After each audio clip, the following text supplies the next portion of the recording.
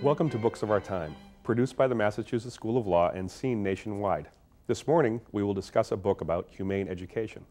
Zoe Weil, the book's author, was one of the founders and is the current president of the International Institute for Humane Education in Surrey, Maine. The purpose of the Institute and of humane education more generally is to create a world where kindness, respect, and compassion are the guiding principles in our relationships with all people, animals, and the earth. Zoe has been gracious enough to join me today to discuss her book and to introduce her new book, The Power and Promise of Humane Education. And I am Kurt Olson, a professor at the Massachusetts School of Law and your host for today's show. Welcome. Zoe, I was just wondering, obviously we've had a lot of conversations about your book, Above All Be Kind, and the new one that's coming out, The Power and Promise of Humane Education. Could you give us a little bit of background about humane education in general, how you got started in it and where it is today? Sure. It was in graduate school in 1987 that I was looking for a summer job and didn't know what I was going to do in those 2 months. And I heard about a program at the University of Pennsylvania for secondary school students, for basically 12 and 13-year-olds. And I called the director of the program and I offered to teach a number of courses. And one of the courses that I taught was on animal issues, one was on environmental issues, one was actually offered on critical television watching, but no one signed up for that one. Surprise, surprise. But I taught these courses, and in 1 week, the courses were 1 week long, they met from 9 to 5, Monday through Friday, and what I watched is in the space of 1 week, these young people, these 12 and 13-year-olds, changed dramatically. They made different choices in their life. Some of them turned into activists. Some of them I actually wrote about in my book, Above All Be Kind, because to this day they are amazing young people. And I saw the power of humane education in those 2 weeks that I taught those courses. And I've been a humane educator ever since. I've been teaching about how we can live with respect and compassion for everybody, all people, all species in the earth. And many years later, I had a child of my own, and I realized that everything that I learned as a humane educator, I could offer to my own child as a parent. So I wrote Above All Be Kind in order to give parents the tools that I learned as a humane educator. I see.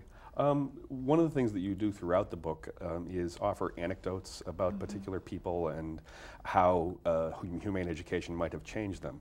Early on in the book, you give examples of mothers who have, for instance, a young child, a young teenage girl who's wearing skimpy clothes and starting to get into what she thinks might be the wrong crowd. Also about a young boy who's playing Nintendo to the exclusion of just about everything else, and another young boy who's got bags and bags of plastic toys but just seems to want more. I was wondering, in this day and age, especially when you've got someone like Britney Spears who seems to have made an industry, $1 million industry of wearing skimpy clothes, how do you overcome that in teaching children how to, I guess, value the right things?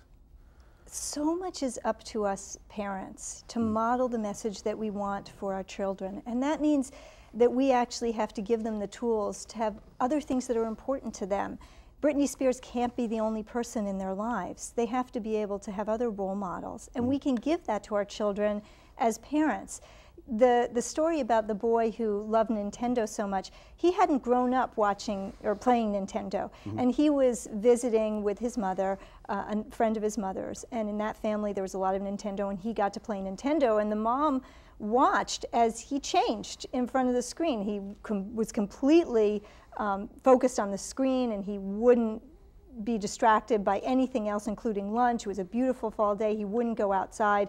And then on the way home, she noticed he was really different, and he really wanted Nintendo. And that wasn't how she'd raised him. So she realized the power of that. It hooks children so quickly. And so she had to offer him something else, which is what she did. And the same was true of the boy who came home with the bag of toys from a party. It was party favors from a birthday party. There were 28 items in the bag. Those were the party favors. They were mostly all broken and in the trash. And the boy was really upset. But the mother had to teach this child how to value things, how to value toys and to value possessions in a different way. And she was able to teach her child. And that's the power of raising humane children, is that we as parents don't have to succumb to all of the forces around us. The subtitle of my book is Raising a Humane Child in Challenging Times. So I know that these are challenging times, and we have a lot around us. It's what do we do with what's around us, and how can we bring our own values to our children? I see. You also talk fairly early on in the book about how you've seen success with those children that you've offered these humane choices, and for those children who aren't offered those types of choices, they suffer what you call a sense of inner turmoil. I was wondering if you can offer some concrete examples of that inner turmoil and how it manifests itself. Yep, a lot of times inner turmoil will manifest itself as apathy and cynicism, that because inside they know that many of these cultural icons are not offering them much meaning. They will be more susceptible to either finding no meaning and becoming apathetic and cynical, or they could be susceptible to a cult, they could be susceptible to anorexia, they could be susceptible to any number of things because they haven't been offered something that is really meaningful to them. And so the inner turmoil, I think, is a sign for us as parents that we can give our children something so much greater, so much more, that's really abiding and long-lasting, so that they won't have that. And I have found that when I've offered humane education to young people, they don't suffer from that inner turmoil because they have values and they have ways to express those values that create a better world for themselves and others. They have meaning in their lives that empowers them. Let's see, one of the things that I thought was very interesting is you try and distinguish between wants and needs for both children and for adults. I was wondering how you're able to accomplish that kind of thing, especially with kids when they see maybe their neighbors getting everything that they ask for, or friends and relatives who say, well, I have the latest version of this game, why don't you have it? Right. The biggest challenge with wants and needs is to, as parents, identify them for ourselves so that we can recognize our wants from our needs. Most of us have fairly extravagant desires and wants, and we come to think of them as needs because they seem like needs in our culture. But if we can disentangle wants from needs, it allows us to have the power to really choose our wants from our values. And if we can do that for ourselves, we can teach our children how to do it. It's very difficult to teach your children how to do it if you're not actively trying to do it for yourself. So if you know how to do it, then when your child wants the newest and latest fad, you can really talk to your child about it. You can talk to them about whether they really want to save up their money for that or something more meaningful to them, or whether that's the most important thing to them in the scheme of what their life is about and what they want their life to be about. You can give them those tools if you're cultivating those tools in yourself. I see. You next mentioned, I think in pretty much the same section, how if you engage in more outdoor activities with your children, you find time to be together, whether it's dinner or other times, communal living, I guess you would say, within the family, family togetherness. All of this, I think, for a lot of our listeners sounds rather hokey. I was wondering if you can explain how you get people to believe this, to believe that all of this stuff works in the real world. It's so funny to hear the word hokey because I actually never think of it that way. To me, being with my family after dinner and playing games, or spending at least one weekend day hiking somewhere, being outside, ice skating in the winter on a pond. I live in Maine, so there are plenty of ponds to do that. And it's never crossed my mind that it's hokey. It seems joyful. It seems pleasurable. It actually feeds our souls, and it feeds our bodies, and it feeds our spirits in such a powerful way that it's almost a no-brainer. What seems crazy to me is that we would spend our time in our families never being together, that one person would be on the computer and one person would be watching a TV show in the den and one person would be watching a TV show in the living room, and that nobody would ever be together, or that weekends would come around and everybody would be too busy to be together, that they would never go outside and play. That, to me, doesn't seem like the opposite of hokey. That just seems sad. And I think that people would recognize that if you're with your family, it's pleasurable to be together. And in doing that, it works. Because your question was, how does it work? It works in building relationships, it works in building trust, it works in building joy, it works in building kindness and caring and compassion and connection, all part and parcel of what it means to be humane. Right. I think that the next section segues pretty well into that whole discussion, because you talk about one of the qualities, or actually you talk about a number of qualities that you would want to see in human beings.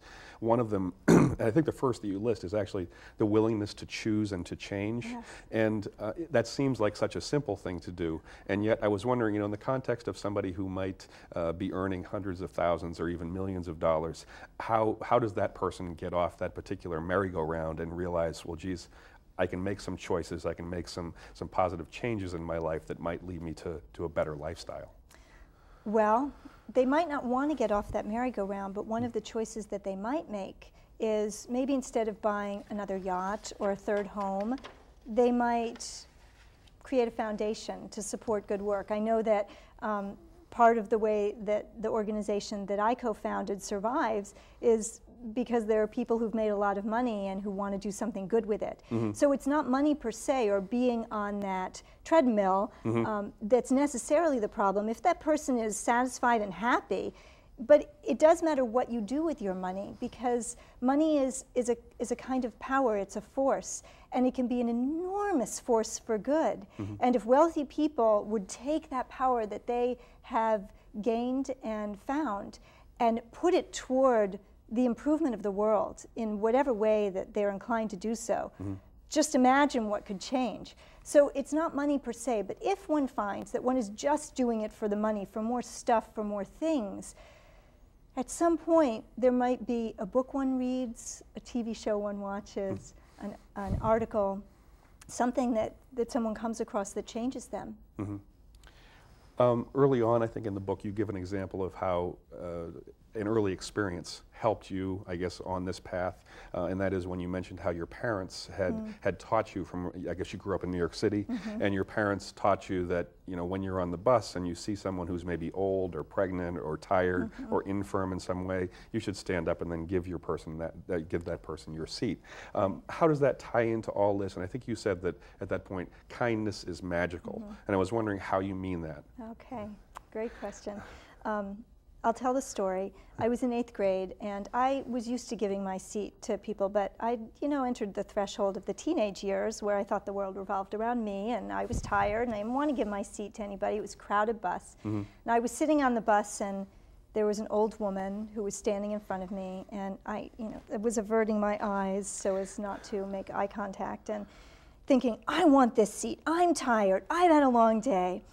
And then my upbringing got the better of me, and I looked up at her and I smiled at her and I said, would you like my seat? And she said, thank you, and sat down, and she commented on what a kind girl I was. And when she did that, it changed my bad mood, it changed me. And we started talking to each other, and I became kind.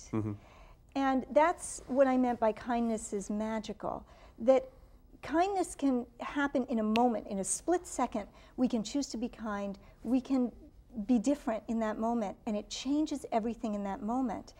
And kindness, I titled my book Above All Be Kind, and kindness is a word that it sounds soft, and yet I consider kindness to be one of the most profound qualities, because kindness, it's not just being nice.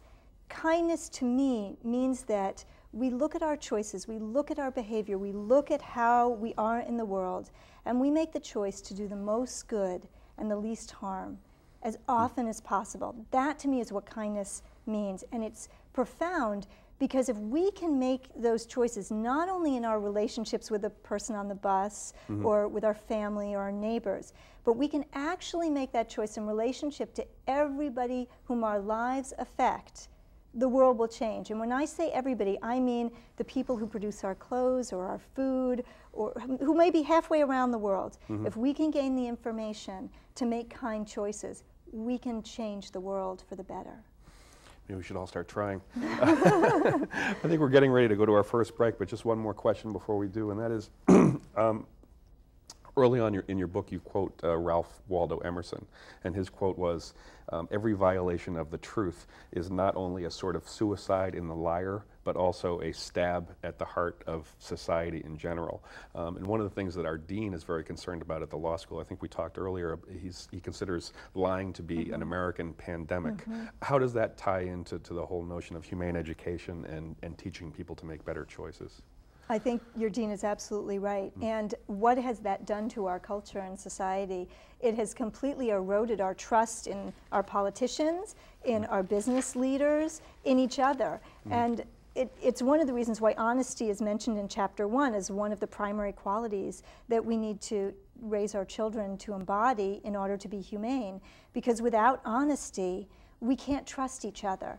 And it's a very, very important quality to encourage our young people to have, to encourage our children to have. And so I talk about that in the book and can actually share an anecdote about that with you. Right. There was a parent, and her son was 6 years old. He used to get $1 for his allowance, and he wanted his allowance. She said, "Why don't you take it out of my wallet?" And he went off, and when he came back, she noticed that he was behaving very strangely, and she got it right away. Oh, he took more than the $1. That's what's going on here. And so she confronted him, and she did so in this way. She said to him, "I'm going to ask you something, and the most important thing is that you tell me the truth. I want to know if you took more than $1 from my wallet, and the most important thing is that you tell me the truth. I won't be mad if you tell me the truth." And he admitted that he'd taken more than $1, and he gave her the other $1 that he took. And she praised him for telling the truth. Now, she could have gotten mad at him because he stole $1 from her. But she didn't get mad at him. He knew what he'd done is wrong. As soon as he walked in, it was obvious he'd done something wrong. He was acting so strangely. He knew what he'd done was wrong. But he discovered that if you're truthful about your misdeeds and you make amends, you give the $1 back, that you create the change that needs to happen. He didn't learn that lying would have gotten him out of trouble. You know, if the mother had gone in, she'd been really angry, and she'd said, "Did you take another $1?" And he was scared, and he said, "No, no, no, no, no." And she never found the other $1. He would have learned, oh, lying saved me from all these problems. But the mother cultivated honesty in that child, and he's been a very honest child since then. And he hasn't been stealing either. Well, that's great. Thank you, Zoe. We'll take our first break. Please join us back here in just a couple of minutes. Thank you.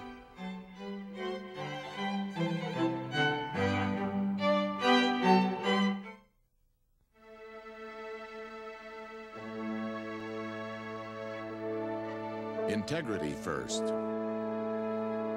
Service before self. Excellence in all we do. These are not just words. These are our core values. Values by which each and every member of the Air Force Reserve lives. So whether we are deploying humanitarian aid or providing natural disaster relief or defending freedom wherever it's threatened, the men and women of the Air Force Reserve are there, protecting our values and serving our country. Air Force Reserve, above and beyond. There is strength in our numbers. Our call is to action, to practice what we preach. Be there to care. Our passion is compassion. We're only human, but together we're humane. Our letters stand for taking a stand, for taking the lead, for filling the need. The American Society for Prevention of Cruelty to Animals. Be part of our heart.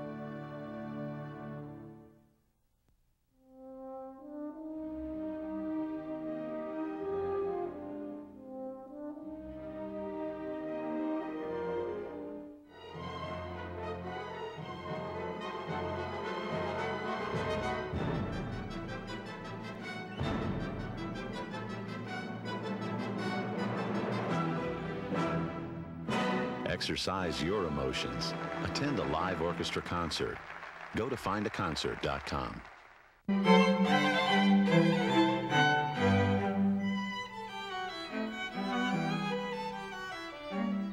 Welcome back to Books of Our Time, and we're here today with Zoe Weil.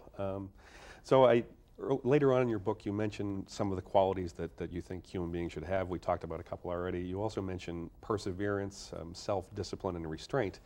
And then you mentioned how people around the holidays, Americans in particular, seem like they always are looking for something more. No matter how many gifts are under the tree or exchanged in some other way, they want more. How is it that you say that you're able to show people that they don't necessarily need those things? Right, when it's often children too, you know, they don't feel that they've had a Merry Christmas if the tree doesn't have dozens and dozens of presents underneath it. And I think that we need to take back the holidays as families. We have to decide what our values are. Are our values just filling up a shopping cart at Walmart or wherever it is? Or are our values really based on generosity and connection and time together, time with friends and extended family? Is that what our values are? And you know, I've struggled with this personally too, because I have a child and I live in this culture, and I also have an only child, which means that I can shower everything on him, and frankly, we can afford to shower him with lots of things. And so I've had to restrain myself to say, no, those aren't my values. What are my values? And when I sat down and thought about it, I realized I wanted to give him gifts that are really more from me to him, not that have been advertised as something else coming into our home, whether it's a video game or whether it's a new movie or new book, but things that come from me. And what I came up with a couple of years ago is I made him I took a raisin box and I covered it up with paper that I'd made, and I put little coupons in. And once a month, at the beginning of the month, he opens one up, and in it is a gift from me to him. It might mean I'm going to take him to play Frisbee golf this month, or last month it was I was going to organize his room for him. And one month it was I was going to give him a half an hour back rub.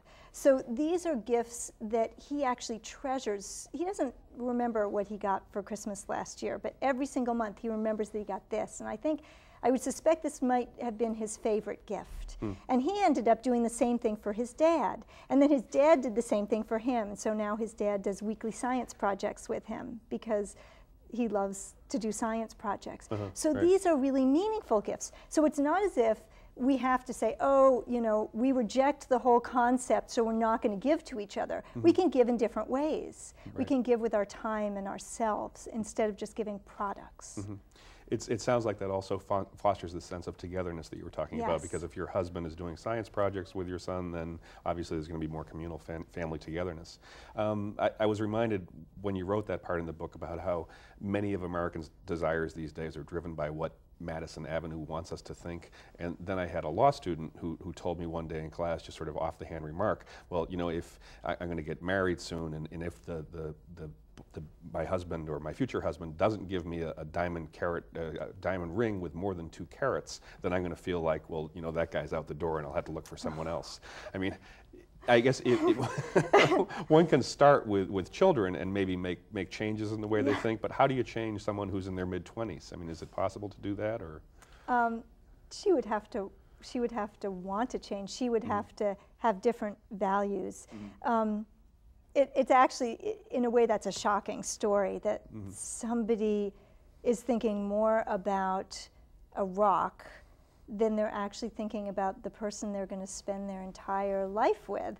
But be that as it may, I believe in starting with children. And you know, the real power and promise of humane education and raising humane children is that we could change the world in a generation. Because if we raise children to have these values of kindness and honesty and respect and compassion and integrity, and if they have these deep values and they know how to embody them, they know actually how to put them into practice in our society, then we'll have a different world and we'll have a better world. And so that's why I focus on children and always have. One of your other values, obviously, that I think we all hold dear is wisdom in children. And the example that you bring up in that part of the book is the Native Americans' notion of the 7th generation. And I was wondering if you can explain to our audience exactly what you mean by that and what relevance that might have to today's world. Well, several Native American tribes have as a goal that any decision that's made takes into consideration the 7th generation, meaning not just their children, not just their grandchildren, but 7 generations descending. And we don't do that in our culture very often. I mean, occasionally we do. You know, New York Central Park was created because some people thought about the next generations, because that's prime real estate, and it could have been a lot more lucrative had it not been turned into a park. Same thing with our national parks. So we sometimes get it. We sometimes get that we need to set aside nature, or we need to make these decisions for the future. But so often we just have short-term thinking, and it's very myopic. And so we have all of these problems. You know, we're facing global warming and resource depletion. We have gas-guzzling SUVs all over the place when we don't have to have that. That's a choice that we make. We could even have SUVs that are hybrid cars, or that are more fuel efficient. We could be focusing so many more of our energies on alternatives to oil so that we're not fighting wars over them. I mean, there's so many things that we could do if we were thinking in terms of the 7th generation. So I think it's a very profound and very wise way of thinking that we can learn from the native peoples of this country. Okay. That probably gets back to my point earlier about how do we actually convince people that they don't need the latest SUV off the line, and make wiser choices, both in cars and in other kinds of things.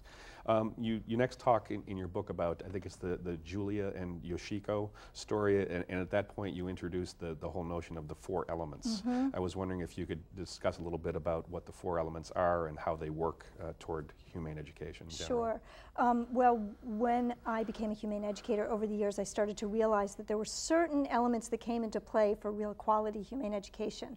And so I'll explain what they are. And these are elements that parents can use too, for themselves and in raising their children. The first element is providing information. It has to be accurate information. So that we need information if we're going to make humane decisions. We can't make humane decisions in a vacuum in this global world we live in, where our choices affect so many others.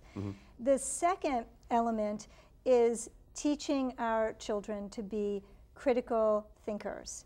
That it's not enough to have information. We actually have to be able to discern whether it's accurate information. We have to be able to discern what our opinion of it is. We have to be able to think critically about all the information we are bombarded with.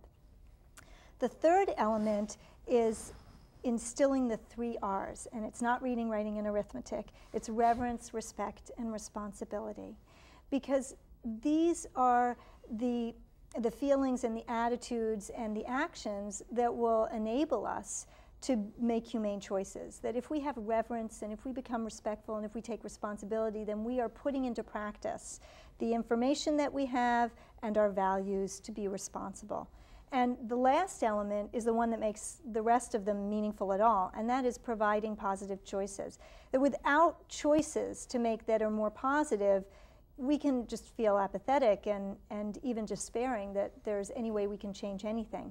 But if we have information, the ability to think critically about it, a good dose of reverence, respect, and responsibility, and positive choices, then we can launch ourselves in a very different way of living.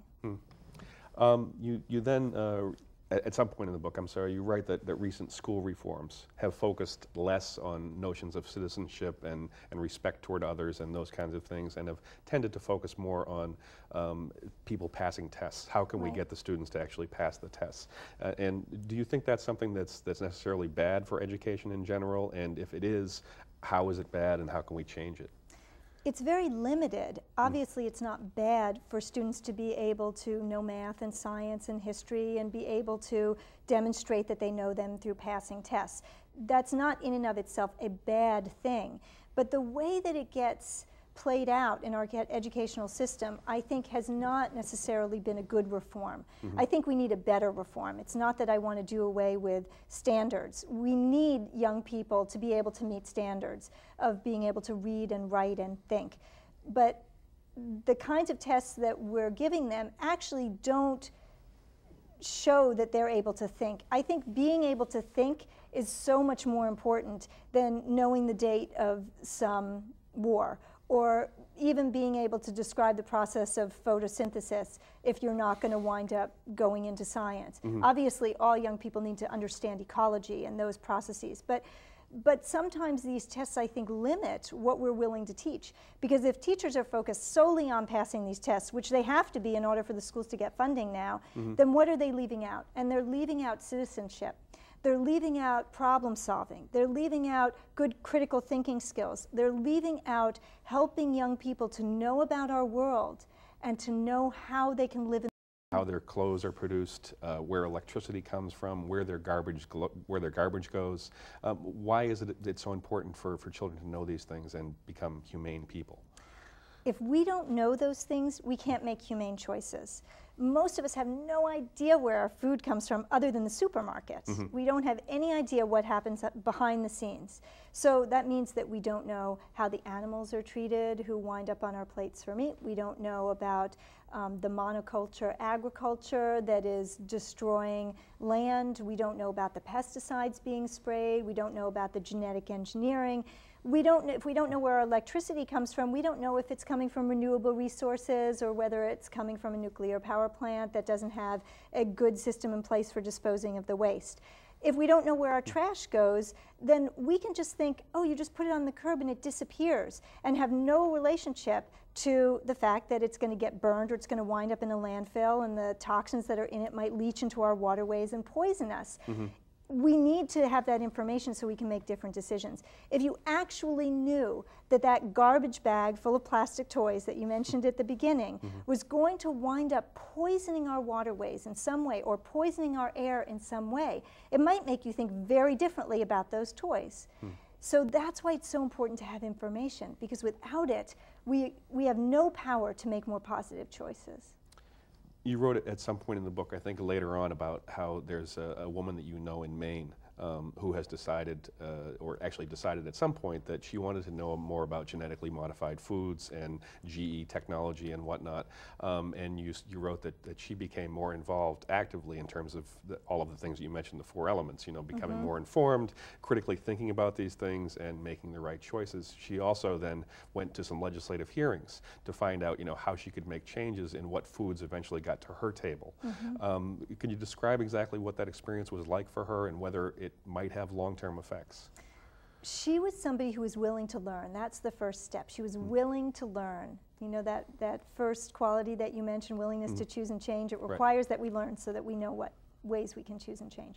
And once she did that, it actually led her on a whole new way of living and thinking about things. She became politically involved because she went actually to hear a speaker on genetically modified foods who was speaking, and this was somebody who was critical of genetically engineered foods, but not completely so. You know, he thought there was a place for them, and he gave a very interesting talk to her, and so she wanted to learn more, and she did some more research, and she realized that she didn't want to be supporting most of genetically modified agriculture. And she went to see her state representative, and she talked to her state representative about the issue, and she became politically involved. Now, it's less important whether the specific bill that she was working on passed the way she wanted it to or not, because sometimes they will and sometimes they won't. What is so compelling to me about her story is that she became engaged, she became a citizen, she began to take responsibility, she made new choices. Her choices were definitely going to make a positive impact, even a small one. Whether or not she could make a dramatically big impact all by herself doesn't really matter. What matters is that each of us try to do it. Because if each of us tries to do it, collectively we create change. Margaret Mead said, "Never doubt that a small group of committed citizens can change the world. Indeed, it is the only thing that ever has." So if we think that there's no hope for change, then we can abandon our part in making change. And if we believe that our small choices make a difference, they will make a difference. And I know that for me, there are times when I feel hopeless and I think, oh, what can I do about any of this? You know, Monsanto's going to still do whatever they're going to do, regardless of what my little choices are. And then I ask myself this question: even if what I was going to do wasn't going to amount to a hill of beans, would I make different choices? And the answer is always no, because I have to look at myself in the mirror every day. I have to live with integrity. I'm going to die one day, and do I want to have regrets about my life, or do I want to have lived a life that reflected my values? And I'm not going to start making choices that are inhumane simply because it might not matter that much. I guess that ties into, you mentioned Monsanto, some of the other companies that people might think about when they think about huge international or conglomerates that deal with agribusiness these days, ConAgra, Cargill, all of these companies. And I'm wondering, I think you covered this point a little bit, but how does one keep from getting really frustrated when we hear news items about how those companies are all doing their best to lobby Europe, the European Union, to say, you know, you must take our genetically modified foods, even though a lot of those countries say, no thank you, we'll grow our own. I think we have to remind ourselves of the successes that happen alongside with the perceived failures. I mean, whoever thought that apartheid was going to end and Nelson Mandela was going to be the president of South Africa? Who thought that the Berlin Wall would fall? Who thought, even during the American slave trade, that that would one day end? I'm sure that the early abolitionists often felt hopeless, that this was impossible. I mean, it took, you know, it took 100 years. It took a long time. So I try, in the face of all of the problems that we see, I try to also remember the successes and know that it absolutely can change. All it takes is each one of us. A little bit of a segue, but you talk a lot about how you feel that television has a really negative impact on children. And you talk about video news releases and trying to instruct children as to exactly what those are and how they might be harmful to them. What are they, and how can children, you know, learn from them? Yeah. Well, I remember when I first learned what video news releases were and started to recognize them, and I found it fairly shocking. Most of us don't know what they are. A video news release is basically like a video version of a press release that is sent to a news station from an industry or a specific company, and it's usually a story about a product. So it might be a story about a new pharmaceutical that lowers cholesterol, sent to a news station, and it looks like a news segment. So news stations that are strapped for cash and can't send somebody out down to the pharmaceutical company that's 300 miles away to do a report on it might just plug this in. It's really just a commercial. There's no critical thinking. There's no explanation of whether or not there's going to be side effects from this. There's nobody talking about whether there's any preventive approach that would be cheaper and more effective than whatever the drug is. None of that. It's just a commercial that is put into the news, and it's masked as news. And it's really important for us to be able to distinguish that when we watch TV. And it's difficult. So part of what we do in humane education is we train young people to be media literate, to be able to watch the media and not simply to be a victim of media advertising and media messages, but to proactively be able to determine for themselves if what they are seeing is true or not. And that's a really important tool for all of us to be able to have in this age of sound bites and advertising, that we can actually know what is true, tell what is true, and rely on what our values are and what we believe when we are looking at something around us. And to go back to your question about television and being bad for kids, it's not that all television is bad for kids all the time, but the 5-6 hours a day, or even 3-4 hours a day, or even 2 hours a day of television, I do think is damaging to children, because they're not able to, television turns off our thinking for the most part, unless you have shows where there's not a lot of change in the camera angles and there's not a lot of drama, so that you can sit and pause and be with whatever it is that's there and learn from it. Most of it is manipulating you. Scenes change like this, if you look at kids television, it's so sped up. There's no time to contemplate anything that you're seeing. Your emotions are manipulated. And then, of course, there's all the advertising, which is trying to tell you all the time that you need this, you need this, you need this, you'll be happy, you'll be joyful, you'll have a boyfriend, you'll have a girlfriend, you'll have money, you'll have success if you just buy this product. All of these things seep into our consciousness, and particularly our children. And so how can they know what's important in life if that's most of what they get? We'll go to our next break again in a second, but one quote that I thought was really perceptive. You write that we live in an era in which our children's leisure time, their playtime, imaginative time have all become saturated with screen images and media values. I was wondering if you can briefly describe how it could be different, given the fact that many parents, both of the parents, have to work, have to be wage earners to provide for their families in this day and age. Right. Well, I have to I have to confess that when my child was very young, I used videos as a babysitter. You know, I realized when my child was 2 that I could pop a Disney film in and he'd be happy for 2 hours, and that seemed sort of wonderful until I started to think differently about it. And actually, my son's kindergarten teacher was the one to expose me to a different way of thinking about even some of those videos, even some of those Disney films I'd shown him. I'd shown him The Lion King when he was so young. Lion King depicts fratricide, blaming the child for the death of the father. I mean, there's some really hardcore stuff in The Lion King. And so it made me think differently about what I had shown my child. And what I did is actually, we got rid of the TV.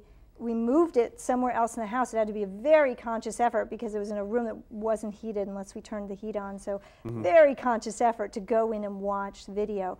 And I work, my husband works, so I know the challenges with young children. But what if we didn't have TV? You know, our children would do something else. Right. You know, if we're both working and they have a babysitter, or if they're at a preschool, or if they're at school, they're not watching TV presumably, although I could talk about the kind of TV that's in schools these days, but that's another topic. We'll bring that up after the break. Okay. Thanks, Zoe. We'll go to our second break, and please join us back here in a couple of seconds. Thank you.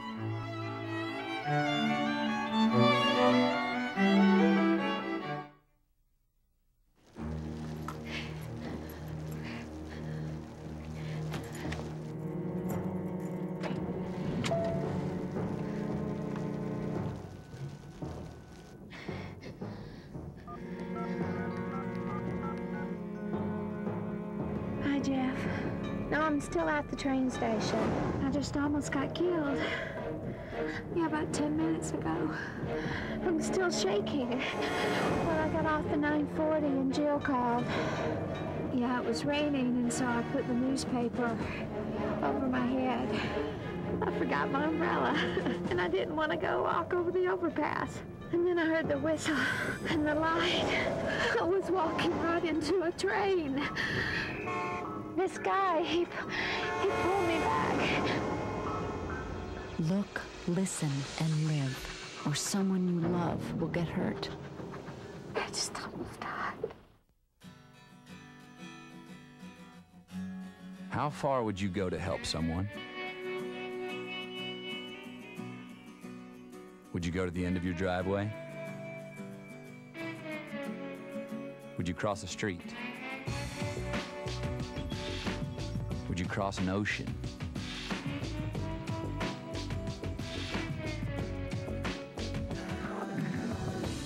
To a place 6,000 miles from home? And how long would you go?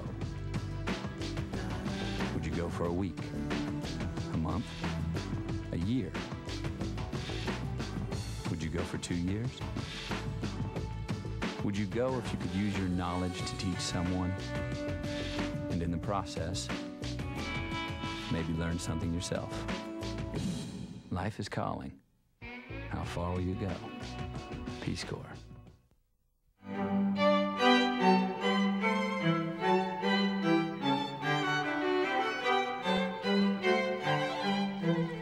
Back on Books of Our Time with Zoe Weil. We're talking today about Above All Be Kind and humane education.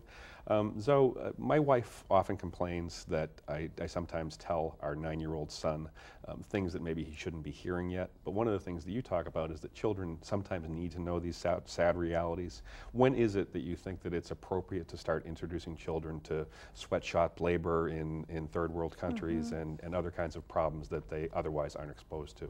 That's a great question. I'm really glad you bring it up because I think it's very, very important not to expose our young children to the ills of the world. And when I say young children, I mean let them be till they're at least 7. Let them have their childhoods. You know, this world that we live in, they're going to have to face all of the problems in it. So let them have that time where the world is magical and the world is not filled with suffering as much as we can. But as they get older, we can start to slowly introduce these concepts to them.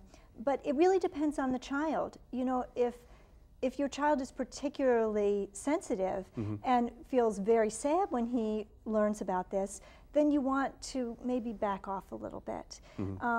because you don't want him to feel that he's disempowered.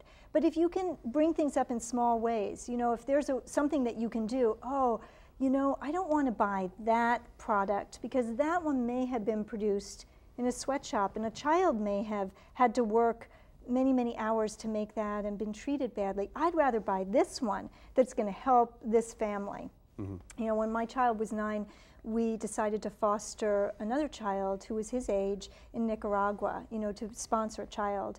And that has been a wonderful way for my child to understand how a boy his own age doesn't have as much as he does. He can be generous and send things and write letters and communicate and become friends with this boy over mail.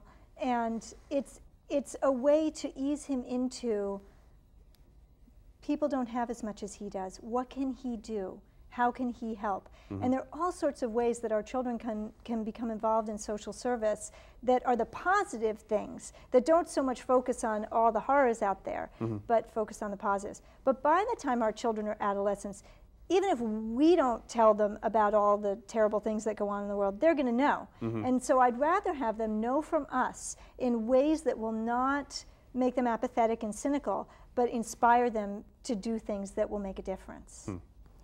You also talk an awful lot, and actually there are little boxes throughout your book that describe various statistics, and you talk about sweatshop labor and, you know, knowing that cotton might be produced in a way that will harm plants or animals. You talk about how we use cows and pigs for leather and whatnot.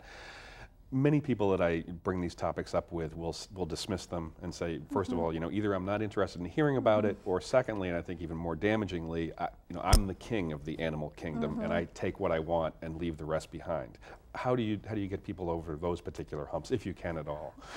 This is exactly why I have been teaching young people, because when I would do, occasionally I'll do adult education. Of course, now I train people to be humane educators because we offer a master's degree program in education, and we actually train adults to be humane educators. But those people come in wanting to learn everything. Right. But when I would sometimes do classes for adults, so often adults would say to me, I don't want to see the video, or don't tell me that, I don't want to know about that, or don't tell me about my hamburger, I don't want to have to stop going to McDonald's. So I would hear that a lot. Never ever hear it from teenagers, not once, not once in all the years, all the thousands and thousands of young people who I've taught. Has any of them ever said, don't show me that video, I don't want to see it? They want to know. They're at a stage in their life where they're making choices and they are trying to find out who they are. And that's why I think it's so important that we reach young people. And it's not to say that I don't want to reach everybody and talk to adults as well, but you know, if somebody's attitude is, I'm the top of the animal kingdom, so it doesn't matter how much suffering was done to that pig for me to eat that ham and cheese sandwich, I don't know what to say, except that's your choice. But I want to educate people about what does go on in factory farms so that people can have a choice. If you don't know, you're not going to make a different choice. And when young people, teenagers, and I'm not talking about very young children, I don't want to expose very young children to factory farming because it's really too gruesome and awful. But when I expose teenagers to the realities of factory farming, they don't want to participate in that for the most part. And they have choices. They know their choices. They could either choose not to eat animals anymore, or they could choose to eat animals who are only raised on family farms and who are slaughtered in humane ways. And they can, many of them make those choices, and they make those choices from an awareness that they don't want to participate in cruelty. Another anecdote that you brought up along the lines of the way we treat animals. It was a story about a young boy, I think in Pennsylvania, who went with his father to a pigeon shoot, I guess. And at that time you were an animal rights activist, which I guess you remain an animal rights activist. But at that point you went there to protest what they were doing there. And you said how there was one little boy who didn't want to watch because he just thought it was so gruesome. And yet his father turned him away from his knee and said, you know, you must watch. That's Open right. your eyes and watch. That's right. The boy was actually crying. And this was witnessed by a colleague of mine. And the boy was actually crying, and the father, you know, turned his head, buried his head in his, you know, father's legs. And he turned him around and he said, you will watch. What happened to that boy that day? You know, I still to this day think about that boy. And I wonder who he's become. Because his compassion was punished What a terrible, terrible thing that his compassion was punished. I suspect his father's compassion at one time was punished as well. Right, yeah. And it's a cycle. It's a vicious cycle. I want to break that cycle. I want parents to break that cycle. I want them to raise their children so that if their children feel compassion, they support and admire that in their child, and they cultivate that. It's interesting you mentioned that it was a cycle, because in a way it almost seems like a low-level form of child abuse, to force a child to give up something that they might value. That's right. I was wondering, you also talk a lot about our consumer culture, obviously, throughout the book, and how does the average American who has more appliances than many third world countries ever get past the notion that, well, you know, how can you cut me off from what it is that is rightfully mine? Again, back to the notion that, you know, I'm the king of this kingdom and I will take and use whatever I want to. Yep. I think it happens when we awaken in different ways to the effects of our choices. So that if you all of a sudden discover that the effects of your choices are harming the planet or harming others or harming your child, that's one awakening. You might also be awakened by the fact that your whole life is revolving around your appliances. That the more stuff you have, the more you have to care for your stuff. I mean, there's a movement of voluntary simplicity that's really quite a powerful movement where people are voluntarily choosing to downsize, you know, taking jobs where they earn less or working fewer hours and they know it means less money, but they're doing it for the sake of having a better life. And so people are choosing that for different reasons. And I think we can choose it both for ourselves and for the world. And many people might think, well, I'm not going to choose something that's just going to help some child in Uganda. You know, I'm going to only think about myself. But in fact, our world is dangerous. And we know we live in a world where terrorism is the big topic of the day. We are creating a world that's unsafe for our children, that is environmentally disastrous, that is often very cruel. That's not good for our child. So it can be a very self-centered thing to want to make humane choices and to want to raise a humane child, because it's for the sake of the world your child is going to live in, for their safety, their health into the future. I think one of the most interesting points about your book, you bring up a number of statistics about agriculture and, you know, the type of agriculture that's going on these days with ConAgra and the huge agribusiness firms.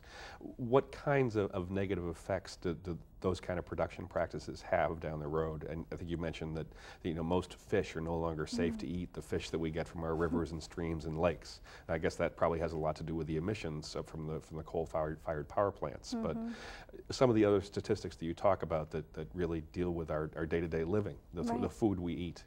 There's so many, you know, whether water pollution or air pollution or deforestation or habitat destruction or pesticides, and it is a monolith out there that is very, very dangerous. Specifically the fish, you know, we're taught in our culture that fish are healthy for us to eat, and at the same time, many states will tell people that they shouldn't be eating any freshwater fish at all, and particularly not if you're a child or you're a woman in your childbearing years. That's a lot of years. And why is that? Because fish are carnivores. So if you eat a big fish, that big fish is eating a smaller fish, is eating a smaller fish, is eating a smaller fish. Basically, our streams and our rivers and our lakes and our oceans are the dumping ground for all our wastes. So whether it's dioxin or it's mercury or it's PCBs, they get concentrated up the food chain. And you know, you got people going to the supermarket and they get their produce and they wash their lettuce and they wash their apples to get the pesticides off. Well, you can't wash pesticides out of your milk, and you can't wash it out of your fish, and you can't wash it out of your meat.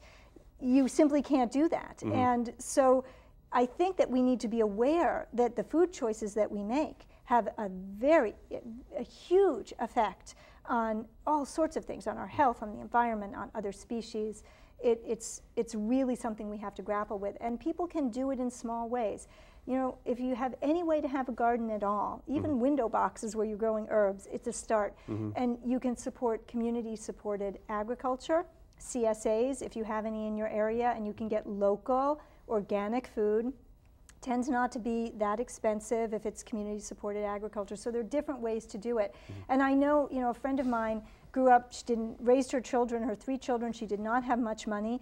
And so it's not just something that is only rich people can do. She ate mostly organic food because she created, with a bunch of other people, a buying club. And so they would buy from a food co-op in bulk, and they'd divvy it up. And so they got organic, fairly local food that was relatively inexpensive. They didn't use a dryer for their clothes because they couldn't afford the electricity, so they hung it on the line. So they were making a financial choice that actually had positive benefits for the environment. So it's not just an issue whether you can afford to buy organic, although I will admit that organic is usually more expensive. But the more we can make these choices, eating lower on the food chain, buying locally grown, eating organic, the better for our health and for the environment. A lot of discouraging statistics over the course of the hour, but at the end of your book, you offer, I think, 7 different children who've just wound up doing wonderful things at fairly young ages. I was wondering if, as a last thing that we do today, you could offer one of those stories for our audience. Yeah. Well, I loved writing chapter 7 of my book, and I thought about writing it because I thought, you know, I want to show living examples of how humane parenting can result in humane children who become humane young adults, who become humane adults. So I interviewed some people who were in their late teens and 20s and asked them about their parenting. And I'll tell you about one of them, Craig Kielburger. And he's a Canadian activist, and he, when he was 12 years old, read a newspaper article in the Toronto newspaper about a boy who was 12 years old, a Pakistani boy named Iqbal Masih, who had been killed. And he had been a slave, this boy, who had been tying knots in rugs for his childhood. And he was basically hunched over. He was deformed physically from all of those years. And he'd been rescued, and he'd become a spokesperson. And Craig read about this, and he became an activist. And he had the full support of his parents, who encouraged him always to give back, that he had been somebody who had so much given to him that it was his responsibility to give back. And boy, did he take that to heart. He had Kids Can Free the Children. It's been an incredibly successful organization in order to help children around the world who are working in sweatshops or who are slaves. And he's now, I think, 20 years old this year. And so he started this organization in his teens or as an adolescent, 12 years old? 12 years old. And he did remarkable work. And there were several stories about kids like that, but they didn't all become activists. Some of the stories are just about young people who were raised to be humane and have become really humane. They're good people with good values, raising their own children to be really good people. Thank you, Zoe, and that's about the end of the show for today. Thank you very much for joining us, and please watch the next edition of Books of Our Time.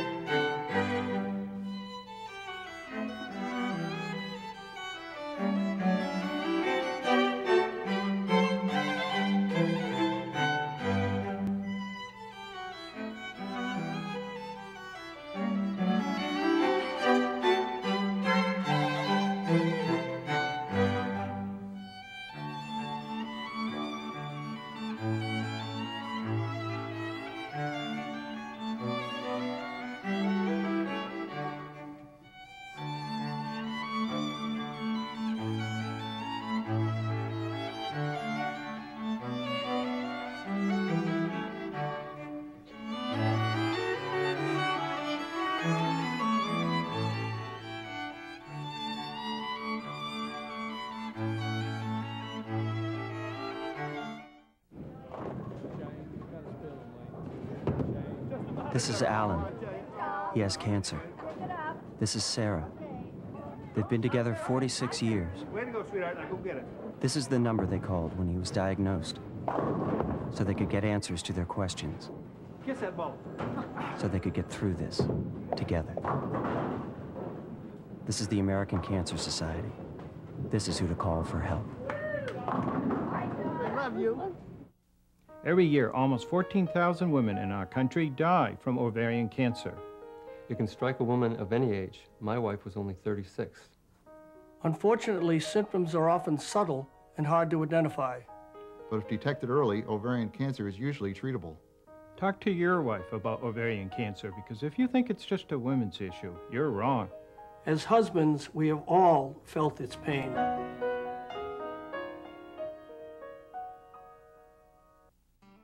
Chronic pain is one of America's most urgent and ignored health issues. Each year we spend millions of dollars on medical research for painful diseases and conditions. But while we wait for cures, people are still suffering. Quietly, secretly, terribly. It's time for relief. That's why Congress has declared this the Decade of Pain Control and Research. To learn more, visit decadeofpain.org.